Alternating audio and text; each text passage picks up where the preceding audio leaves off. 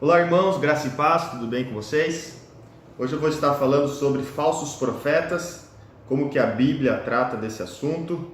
Espero que possa te ajudar. Infelizmente, esse assunto percorre durante toda a história da igreja, não é de hoje, não é de agora, é de muitos anos, muitos séculos e milênios. Os falsos profetas sempre estiveram andando ao lado do povo de Deus, do corpo de Cristo, e infelizmente, durante toda a história da igreja, eles causaram muitos danos e continuam causando até os dias de hoje. Por isso eu quero mostrar aqui pela Bíblia como que a Bíblia trata desse assunto e como nós podemos discernir os falsos profetas. Amém? Eu quero estar mostrando primeiro como que o Antigo Testamento tratou desse assunto e depois como que o Novo Testamento e a igreja dos dias de hoje deve tratar com esse tema. Eu quero estar lendo aqui primeiro lá em Deuteronômio capítulo 18, no versículo 20 ao versículo 22. Aqui está sendo instituído, a lei de Moisés, as leis cerimoniais, as leis civis, as leis morais de Deus para um determinado povo, que era o povo de Israel, o povo hebreu. E no versículo 20 vai dizer assim: porém, o profeta que presumir de falar alguma palavra em meu nome, que eu lhe não mandei falar, ou o que falar em nome de outros deuses, esse profeta será morto. Se disseres no teu coração: como conhecerei a palavra que o Senhor não falou? Sabe que, quando esse profeta falar em nome do Senhor, e a palavra dele não se cumprir, nem suceder, como profetizou, esta é a palavra que o Senhor não disse. Com soberba a falou tal profeta. Não tenhas temor dele. Ou seja, a Bíblia diz aqui, na lei de Moisés, que como você discerne é através se a profecia de tal profeta irá se cumprir ou não. Então era algo muito simples. Deus vai dizer assim: se tal palavra que ele profetizou se cumprir, essa palavra foi eu que passei a ele. No entanto, se ela não se cumprir, tal profeta profetizou esta palavra da soberba do seu coração. Esse profeta não vem de mim, não é meu, não tenha medo deles. Então, a lei deixava muito claro, é algo muito simples e objetivo. Se a palavra se cumpre e você profetiza dizendo que foi Deus quem profetizou, então ela tem que se cumprir. Se ela não se cumprir, de duas uma: ou Deus não conseguiu cumprir a própria profecia, ou o profeta se equivocou e falou da própria vaidade do seu coração. Acredito eu que assim como eu acredito que você acredita que quem errou ali foi, obviamente, o profeta e não Deus.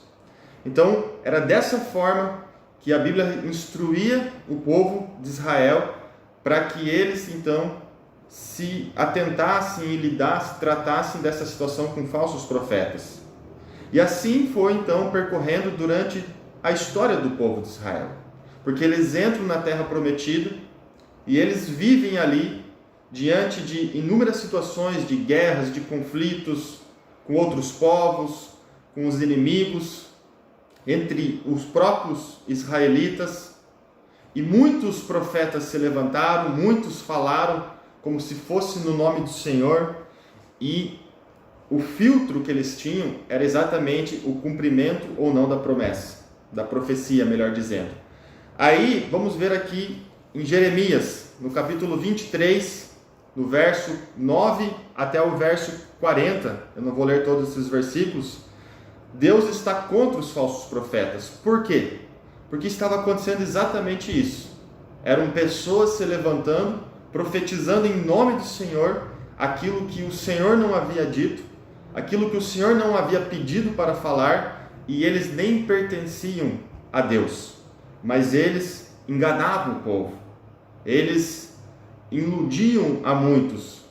E percebam aqui, vamos ler no versículo 16: assim diz o Senhor dos Exércitos: Não deis ouvidos às palavras dos profetas que entre vós profetizam, e vos enchem de vãs esperanças. Falam as visões do seu coração. Ou seja, aqui o povo estava para ser entregue ao cativeiro babilônico, mas havia aqueles no meio do povo que diziam: não, isso não vai acontecer, não vai vir a espada, não vai vir o juízo. Deus levantava os seus profetas, e muitas das vezes os profetas de Deus, como Jeremias, Isaías, vinham com uma palavra de arrependimento, com uma palavra de juízo, mas não era aquilo que o povo queria ouvir. O povo não queria esse confronto. Eles queriam uma palavra de paz, a palavra de que tudo ia ficar bem.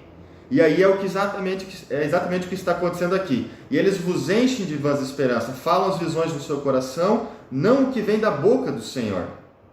Dizem continuamente aos que me desprezam: o Senhor disse paz tereis. Olha só, a qualquer que anda segundo a dureza do seu coração, diz: não virá mal sobre vós. Porque quem esteve no conselho do Senhor e viu e ouviu a sua palavra, quem esteve atento à sua palavra e a ela atendeu, eis a tempestade do Senhor, o furor saiu, e um redemoinho tempestuou sobre a cabeça dos perversos. Não se desviará a ira do Senhor até que ele execute e cumpra os desígnios do seu coração. Nos últimos dias entendereis isso claramente. Não mandei esses profetas, todavia eles foram correndo, não lhes falei a eles, contudo profetizaram. Aí lá no versículo 28, o profeta que tem sonho, conte-o como apenas sonho, mas aquele em quem tem a minha palavra, fale a minha palavra com verdade. Quem tem a palha com o trigo, diz o Senhor. Aí todos esses versículos, ele vai estar tratando sobre falso profeta, e ele vai dizer no versículo 31, no versículo 30, portanto, eis que eu sou contra esses profetas, diz o Senhor, que furtam as minhas palavras, cada um ao seu companheiro. Eis que eu sou contra esses profetas, diz o Senhor, que pregam a sua própria palavra e afirmam: ele disse. Eles pregam a palavra do coração deles, dos seus próprios sonhos, e dizem que foi o Senhor quem falou. Ele disse. Eis que eu sou contra os que profetizam sonhos mentirosos, diz o Senhor, e os conto, e com suas mentiras e leviandades fazem errar o meu povo. Pois eu não os enviei, nem lhes dei ordem, e também proveito nenhum trouxeram a este povo, diz o Senhor. Queridos, então, você pode ler depois ali, mais com calma, e você vai entender ali todo esse contexto. Mas o que estava acontecendo? Deus trazendo um juízo sobre o povo. Deus trazendo um juízo sobre os falsos profetas, que só profetizavam aquilo que o povo queria ouvir, e não aquilo que Deus estava mandando falar. E que muitas das vezes falavam da vaidade do seu coração. E Deus estava contra esses profetas, porque eles não pertenciam a Deus. Olha a diferença de um verdadeiro profeta de Deus. Lá em Samuel, no capítulo 3, eu vou ler aqui para vocês. 1 Samuel, capítulo 3.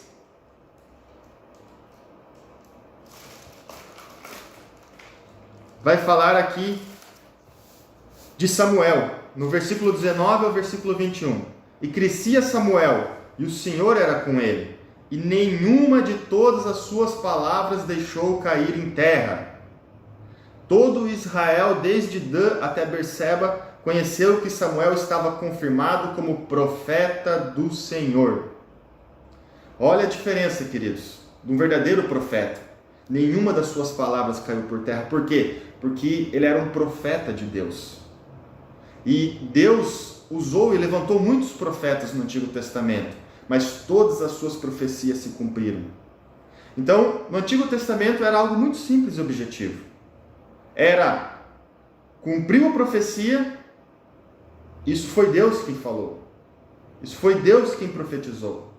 Não cumpriu a profecia, vaidade do coração do homem. Erro, engano, vaidade dos seus sonhos. Então, isso também nos ensina, para os dias de hoje, que devemos ter muito cuidado em dizermos tal expressão. Eis que diz o Senhor, assim falou Deus, eis que eu te digo. Enfim, sabe quando a gente fala, assim diz o Senhor, hoje vai acontecer tal coisa, assim diz o Senhor, você vai prosperar, você vai casar com fulano de tal, você vai mudar de cidade, enfim, tantas profecias que as pessoas diariamente elas profetizam e acabam dizendo que foi Deus quem falou, porque, querido, se foi Deus que falou, ela tem que se cumprir essa profecia.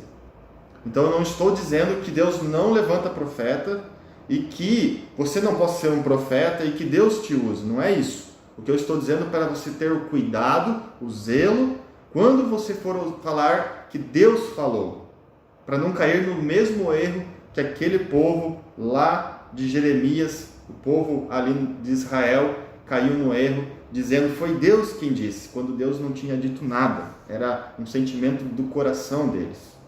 Então, qual é o conselho correto e qual é a maneira correta que eu entendo, que eu vejo que nós devemos nos mover? Com zelo, com cuidado. Então, não estou dizendo que você não possa compartilhar sentimentos do teu coração, sentimentos em relação a alguém, alguma situação, alguma pessoa, mas você não pode usar o nome de Deus em vão e dizer assim diz o Senhor, porque aí a tua profecia tem que se cumprir. Deus não é homem para que minta, nem filho do homem para que se arrependa. Deus não pode errar. Deus é todo soberano, Deus é onisciente, conhece todas as coisas, conhece tudo. Deus é onipotente, Ele pode todas as coisas. Então, queridos, nós podemos sim orarmos, compartilharmos, até podemos declarar, profetizar como uma maneira, uma força de expressão, mas sempre entendendo que todo poder e toda autoridade e todo juízo ou decisão final pertence a Deus e não a nós. Então eu posso até dizer, eu profetizo que 2022 vai ser um ano de muita prosperidade, porque vai acabar o Covid, porque as empresas vão crescer, e eu declaro em nome de Jesus. Eu não vejo problema nisso, apesar de não gostar muito, porque as pessoas que não têm a maturidade, elas não entendem os termos, e aí elas acham que aquilo precisa de qualquer forma se cumprir, porque eu declarei, eu falei, e aí às vezes as pessoas podem até te julgar, dizendo que você não teve fé, que você não é um homem de poder, de autoridade. Veja como pode gerar muitas confusões e inclusive é até uma proteção para ti, porque aí você diz e não acontece, aí as pessoas vão te questionar. Então, queridos, nós temos que ter o zelo, cuidado.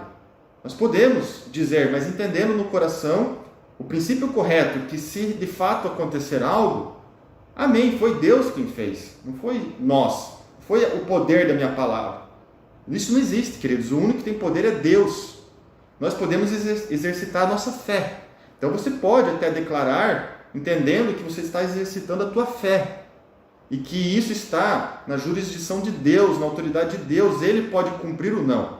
E eu creio que se você inserir a tua fé, atribuir a tua fé nessa oração, independente do termo, do jargão que você vai usar, Deus está olhando a tua fé, o teu coração.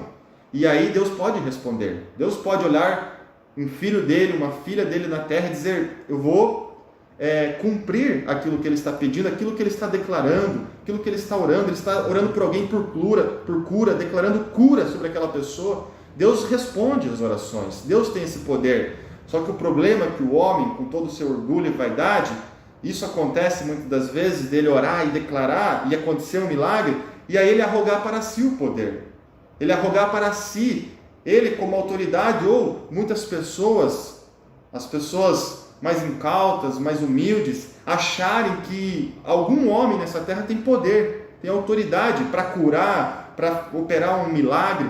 Não, queridos, só Deus tem essa autoridade, só Deus tem esse poder. Então nós precisamos ter esse zelo na hora de profetizar.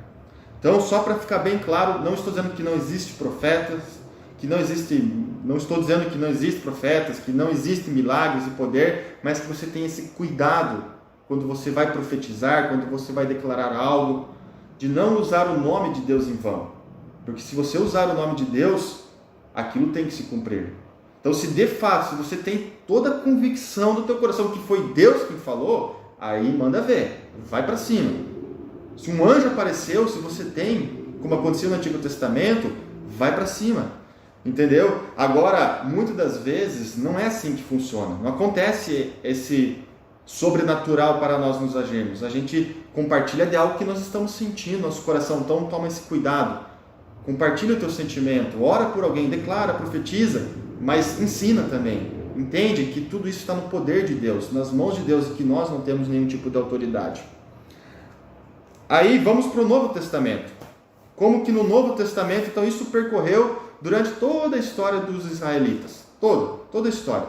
Até chegar em Jesus. E na época de Jesus, a mesma coisa. Falsos profetas, falsos líderes, falsos mestres, falsos guias cegos.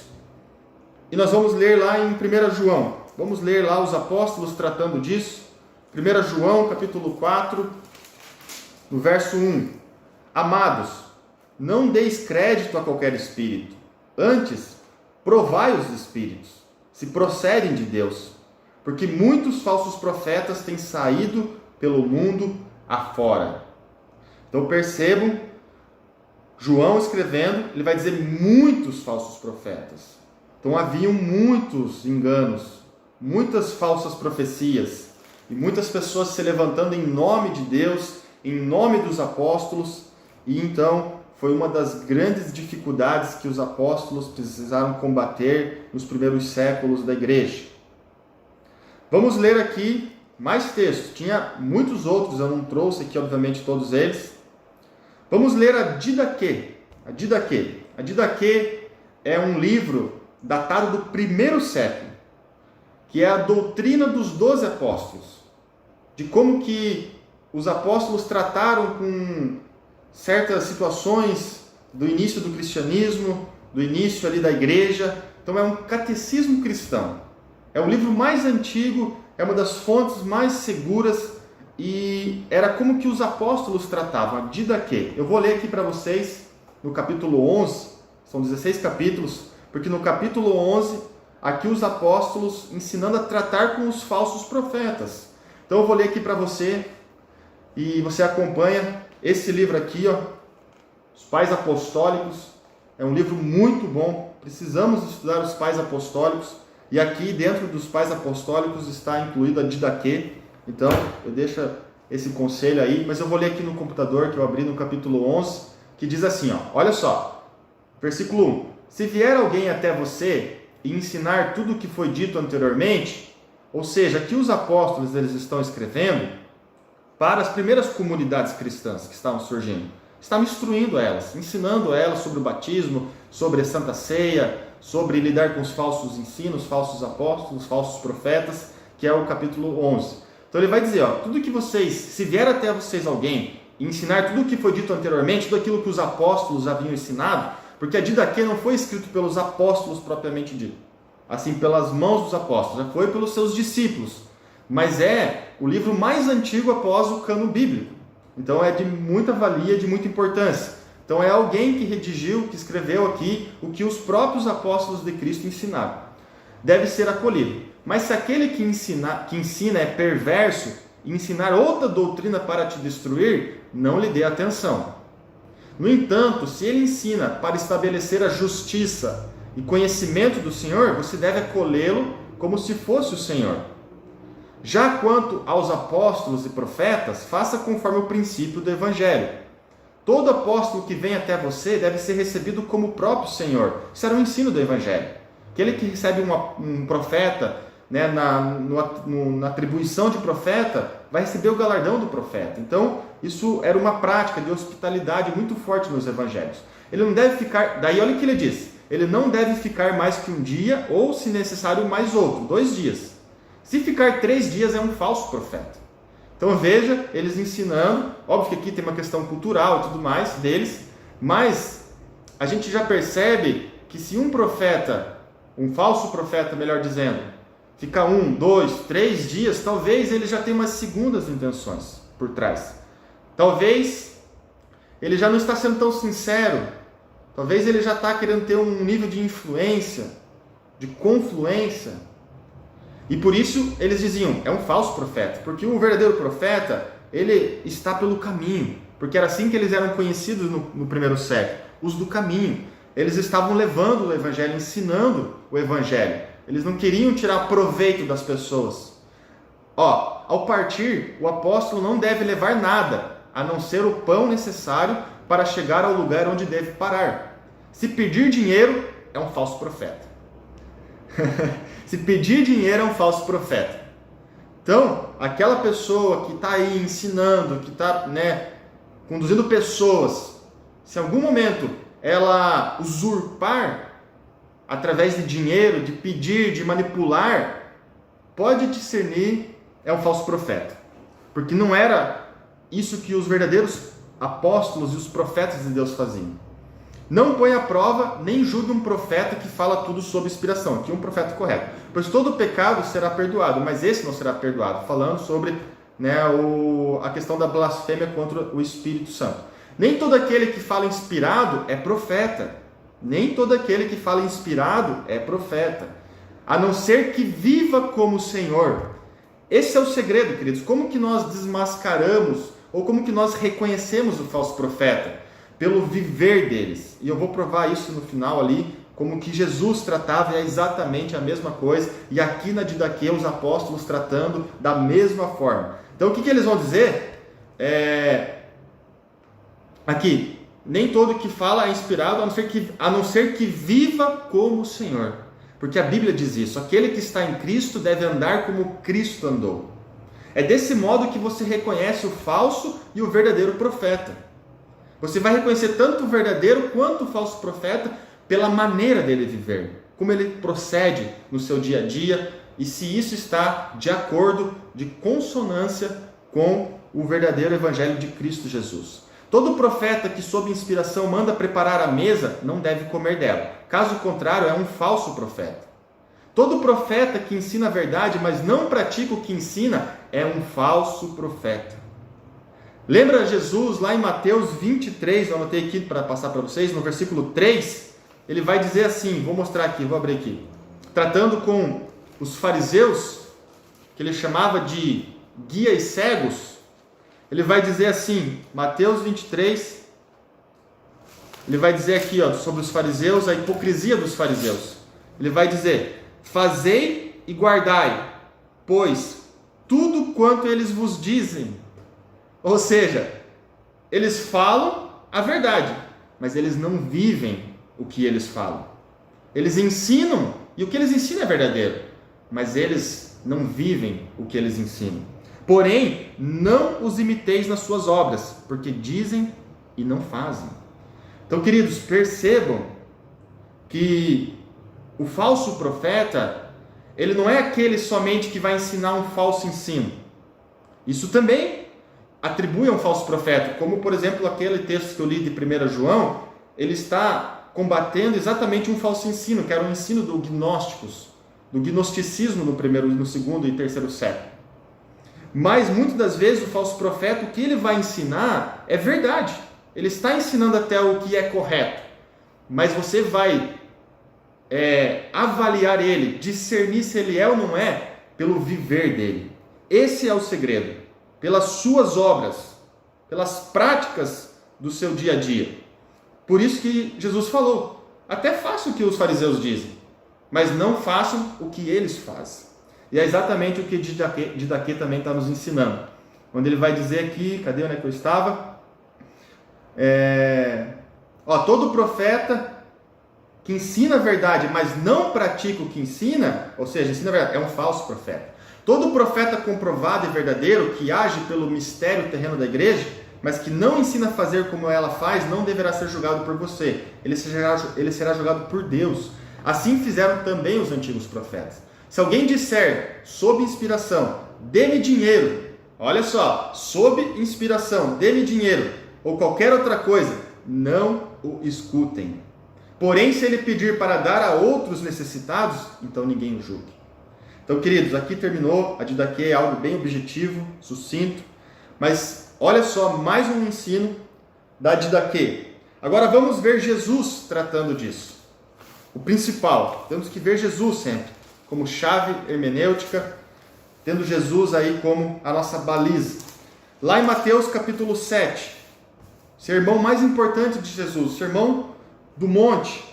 No versículo 15 ele vai tratar exatamente dos falsos profetas. E ele começa dizendo assim, acautelai-vos dos falsos profetas. Então, tomem cuidado. Tenham, um pé atrás. Acautelai-vos. Que vos apresentam disfarçados em ovelhas, mas por dentro são lobos roubadores. Olha só como Jesus define um falso profeta. Por fora é ovelha, ou seja, o que fala, algumas ações, até parece de uma ovelha de Cristo, mas o interior delas está cheio de maldades. E como que nós então vamos conseguir discernir, porque nós não conhecemos o interior das pessoas, nós não temos esse poder de foro íntimo, de saber o que está por trás da motivação das pessoas, por trás do coração delas. Só Deus pode fazer isso, e Deus vai fazer isso. É exatamente o que ele falou para o profeta Samuel, quando ele foi ungir o rei de Israel. Ele falou: vocês homens olham a aparência, eu, Senhor, olho o coração, eu olho o interior. Então, queridos, naquele grande dia, todas as máscaras irão cair. Tudo que está no oculto vai ser revelado. Ninguém vai passar. Nada vai passar. E os falsos profetas, então, por que eles enganam? Por que eles conseguem manipular a muitos?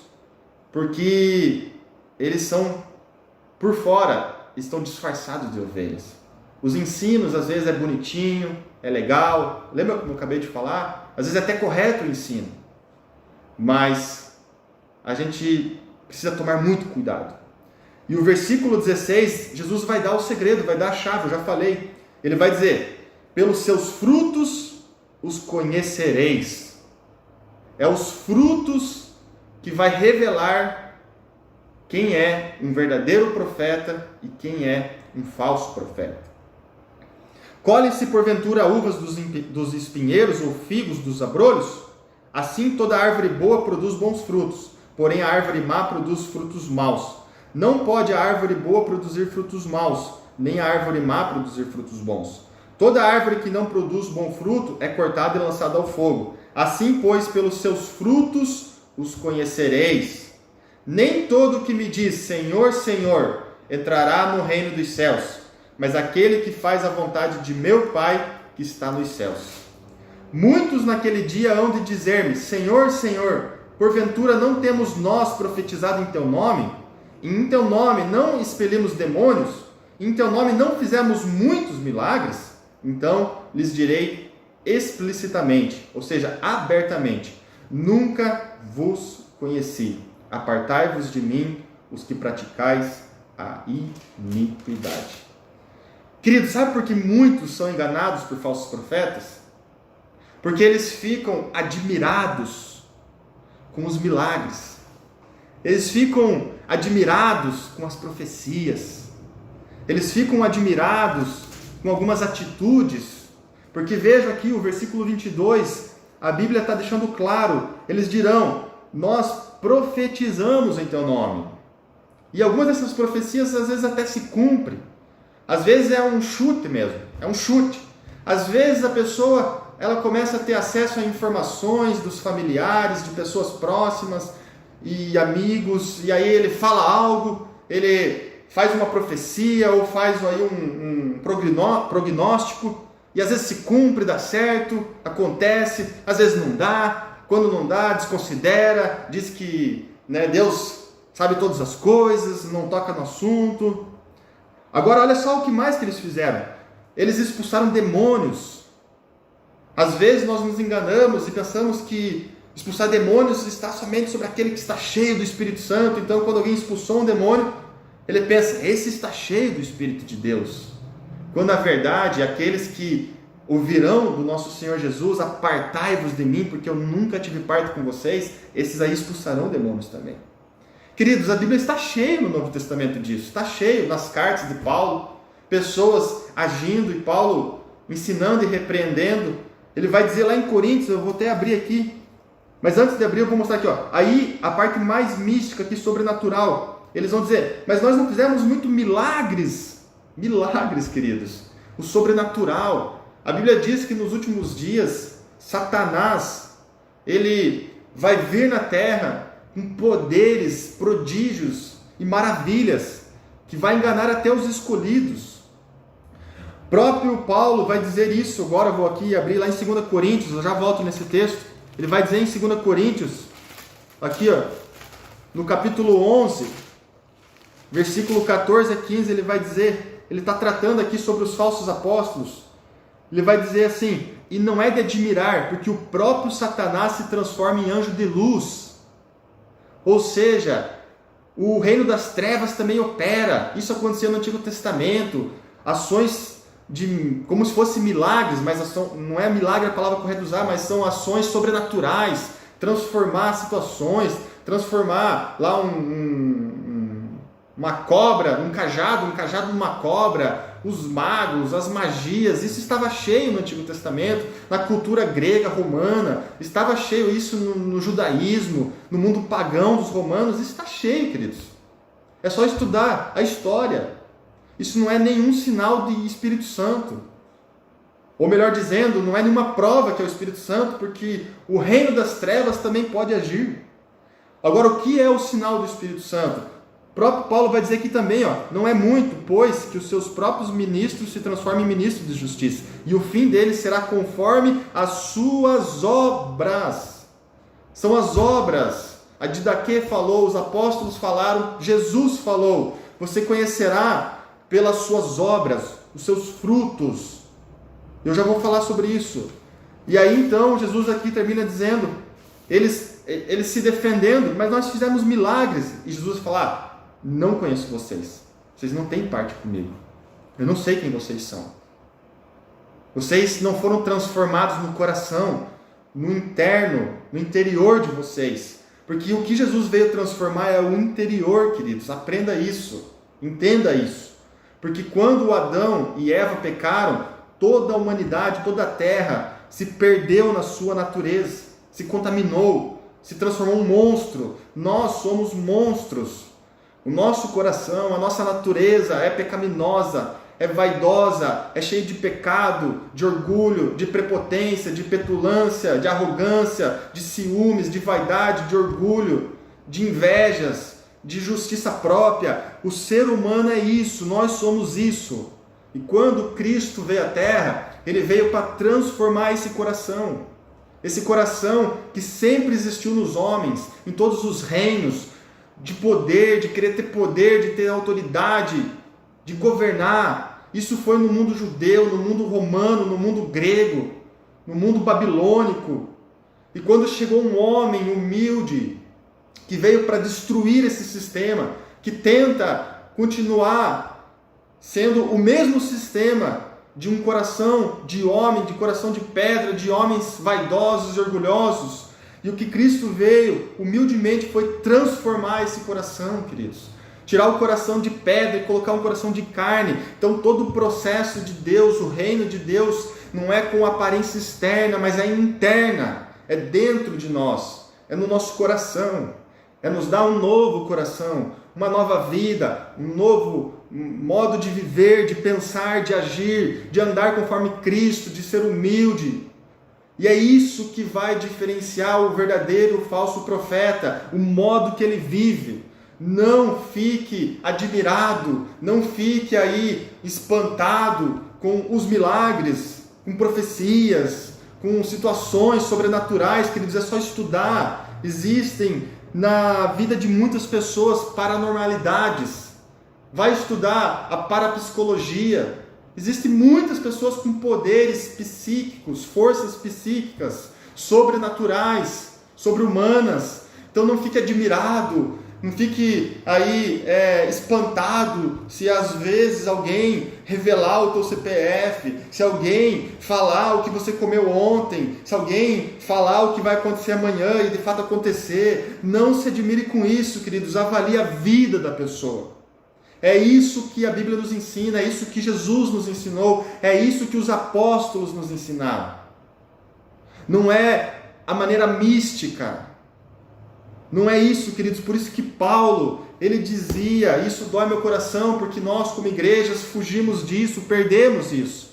Paulo dizia aos Coríntios, ele dizia o seguinte: não saiam da simplicidade que há em Cristo. Não saiam.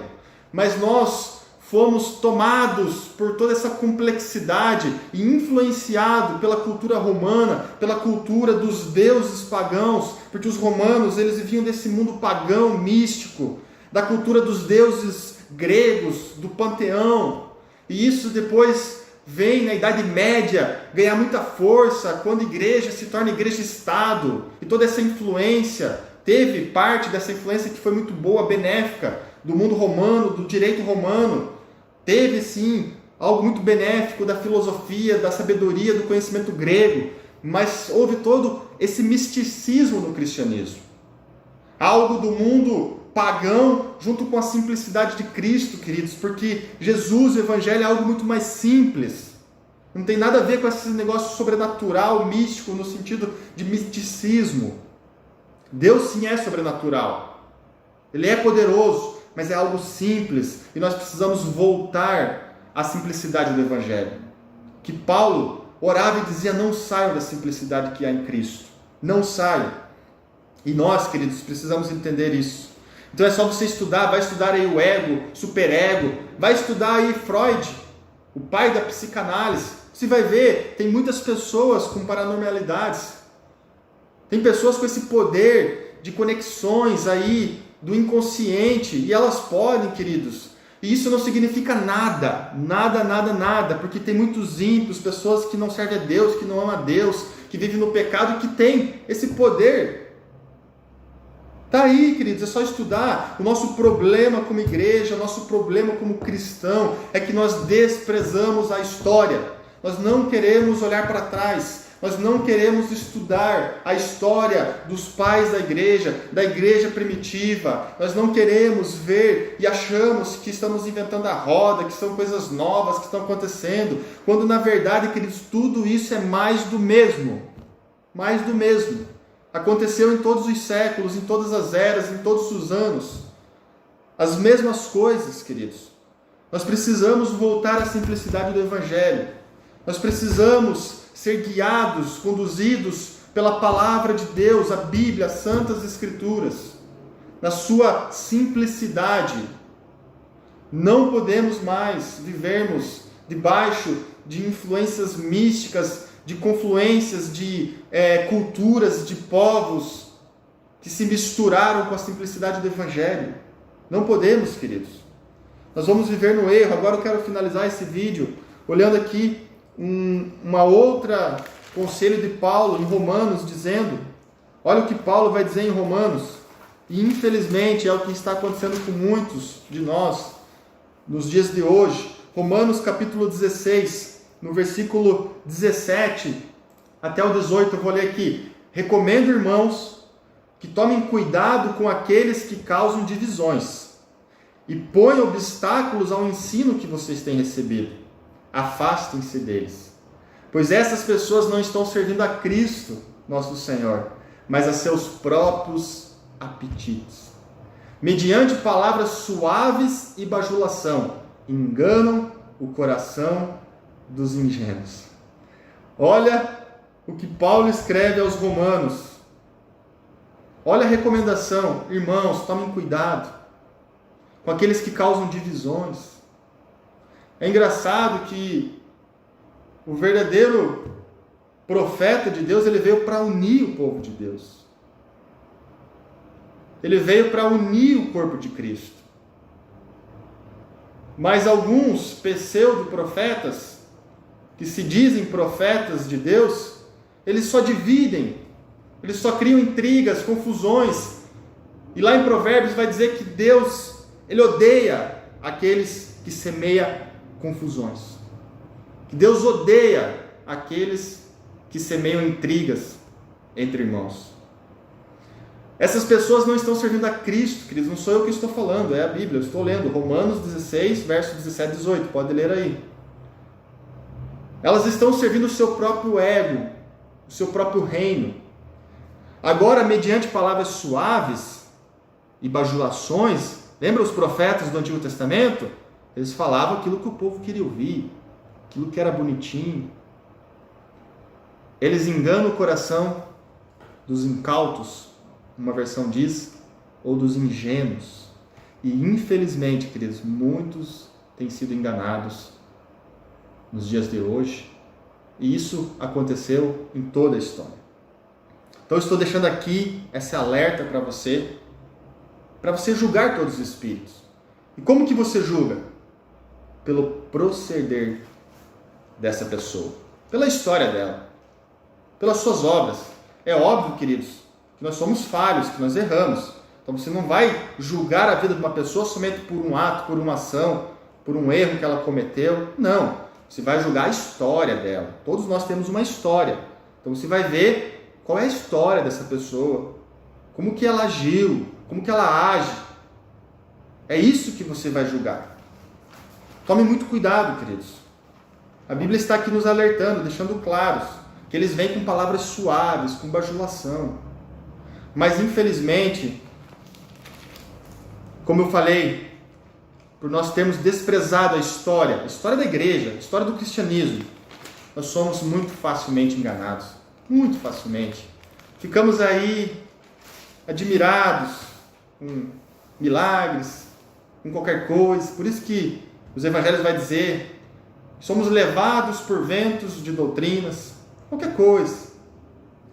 Somos muito facilmente enganados porque desconhecemos a história, queridos. Você precisa conhecer a história. A história é o que divide o teu conhecimento. E juntamente da história vai estar a Bíblia na história. A palavra de Deus. E ali você vai conhecer tudo. Você não vai mais ser enganado. Você não vai ser, queridos. Veja o que diz Gálatas 5, porque quando Jesus vai dizer, pelas suas obras, pelos frutos, ele vai dizer, melhor dizendo, que conhecerão, aí é só nós ir para a Bíblia. Lá em Gálatas 5, no verso 22, Paulo vai tratar os frutos do Espírito. Então é esses frutos que ele está relacionando. Quais são os frutos? O amor, a alegria, a paz, longanimidade, benignidade, bondade, fidelidade, mansidão, domínio próprio. Avalia aí a vida desse falso profeta, ou desse profeta, avalia. Quem quer que seja, avalia a minha vida. Avalia o teu pastor, avalia quem quer que seja.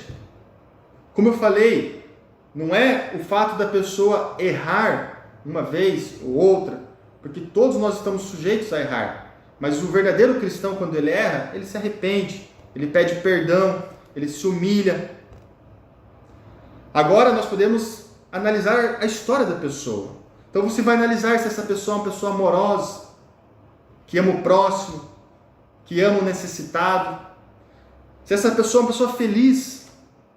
E isso, obviamente, não é se a pessoa está feliz, alegre todos os dias.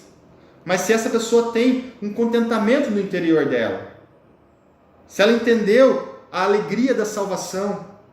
Se ela se contenta com aquilo que ela tem, com a sua vida, não fica com vaidades, ganância, desejando a coisa do próximo, desejando o mal. Se essa pessoa vive em paz com ela mesma, com Deus, com o seu semelhante, com as pessoas, porque ela é uma pessoa boa, é uma pessoa que une as pessoas, que não semeia intrigas, que não gera confusão. Analisa isso, queridos. Está aqui, os frutos. Jesus falou, é os frutos que você vai conhecer. Porque ninguém tem o poder de conhecer foro íntimo. Então nós não vamos conseguir fazer um raio-x, olhar o interior do coração delas. Nós vamos olhar o exterior. E aí nós podemos ser muito facilmente enganados. Pelas belas palavras, pelas palavras suaves, pelos milagres, pelas ações, pelo poder, pela cura. A longanimidade, a benignidade, bondade. Como é tal pessoa? A fidelidade dela com seu cônjuge, com seus amigos, com seus superiores. Como que é a fidelidade? Volto a dizer, não quero que você seja radical. Então por isso eu estou dizendo e repetindo. Não é se a pessoa errou uma vez. Vamos supor, a pessoa errou uma vez. Cometeu um erro de fidelidade. Mas o verdadeiro cristão se arrependeu, confessou. Então ela tem todo valor e dignidade para ser considerado como um verdadeiro cristão. Agora, se a pessoa vive constantemente sendo infiel, aí não condiz com o andar como Cristo andou. Se essa é uma pessoa mansa, e se ela tem domínio próprio, se ela realiza esses frutos. Então, queridos, é isso. eu quero encerrar esse vídeo dizendo que nós precisamos estudar mais a história. Mais. Porque senão nós seremos muito facilmente enganados. Estude a Bíblia. Estude a transição do povo judeu, da sua cultura, da lei de Moisés, para a transição do cristianismo. Porque nós, cristãos, não somos judeus. Mudou a cultura, mudou leis, mudou muitas situações, você precisa entender isso. Obviamente que a lei moral de Deus e os valores imutáveis e eternos de Deus nunca mudaram. São os mesmos há 6.000 anos atrás até os dias de hoje. Então precisa entender isso, precisa entender toda a influência do início da igreja primitiva, dos romanos, a influência do mundo grego, a influência da cultura deles, dos deuses deles. Você precisa entender quem foram os primeiros pais da igreja, o desenvolvimento das primeiras comunidades, das primeiras igrejas. Você precisa entender quais foram as suas doutrinas, os seus ensinamentos, até chegar à época de Constantino, onde igreja e Estado acaba se unindo de certa forma. Você precisa entender qual foi as influências, o que isso inferiu, ou melhor dizendo, o que isso teve como consequência para a igreja. Você precisa entender o desenvolvimento da igreja na Idade Média, os dogmas da igreja, como que os pais da igreja trataram, como que foram o surgimento dos pais, como Santo Agostinho, até chegar em São Tomás de Aquino, qual foi a influência deles, por quem eles eram influenciados, por quais filósofos, de Aristóteles, de Platão. Você precisa conhecer isso, queridos. E todo esse desenvolvimento que durou mais de 1000 anos do período medieval, todos os concílios da igreja, isso é tudo história, está registrado. Isso foi construindo a nossa história cristã. Você precisa conhecer, precisa estudar. Você precisa conhecer o maior cisma da igreja, o momento onde houve uma ruptura na igreja, que foi o período da Reforma Protestante. O que eles defendiam, o que eles queriam reformar internamente na igreja, quem foram os seus precursores, ou as pessoas principais, o que eles creram, o que eles ensinaram, como eles passaram a agir a partir de então. Você precisa entender isso. O desenvolvimento da igreja, falando para nós agora na América do Sul, quem foi os primeiros a pisarem aqui, qual nível de influência tivemos, quando chegou a Bíblia, qual é a influência que nós temos hoje, nossa influência de onde veio. Muito da nossa influência vem dos norte-americanos, dos Estados Unidos. Quem foi então que influenciaram a América? Vieram da Inglaterra, os puritanos. Depois, de onde surgiu o movimento pentecostal, que é o movimento que predomina no Brasil. Aí surgiu o movimento na década de 70, 80, do movimento neopentecostal. Quais são as suas doutrinas, o que eles ensinam. Você vai conhecer isso, queridos. Aí você vai conectando uma coisa e vai voltando no tempo. Então tudo que você conhece hoje, você precisa ver, bom, quem criou isso, de onde surgiu, e vai conectando, queridos. Você vai ter que chegar lá na igreja primitiva em Cristo. É isso, você precisa disso. Senão você vai ser sempre enganado, confundido por qualquer vento de doutrina, por qualquer ensinamento. Você precisa entender o movimento dispensacional que surgiu, porque influencia muito a nossa nação. Quem foi os seus fundadores, quais foram as suas teologias. Você precisa conhecer teologia sistemática, da onde surgiu a sistematização da Bíblia, porque foi dela que surgiu todas as doutrinas que nós conhecemos hoje, praticamente sistematizada, porque os apóstolos eles não trataram disso, eles não tiveram tempo para tratar nada disso, queridos. Não precisa entender isso, você precisa entender a origem das coisas. Não desconsidere, não negligencie isso, não deixe isso como se não tivesse importância, porque senão você vai viver um cristianismo muito fácil de ser enganado, que é aquilo que Paulo há 2000 anos atrás disse, que as pessoas são muito facilmente enganadas. E é o que nós vemos hoje, queridos, o cristão, o crente, ele é muito fácil de enganar ele. É muito fácil, qualquer coisinha, qualquer manifestaçãozinha diferente, engana ele. Engana, ele é muito enganado, porque ele não quer olhar para trás e entender a história, de onde isso surgiu. Então, queridos, eu deixo esse alerta para você, que você ore, que você peça a graça de Deus e do Espírito de Deus, e que você discirna tudo segundo as Escrituras, que você olhe para ela, que você olhe para a história. Que Deus abençoe a tua vida, que Deus esteja com você e que você possa ser livre de qualquer dificuldade aí na sua vida, em nome de Jesus. Amém.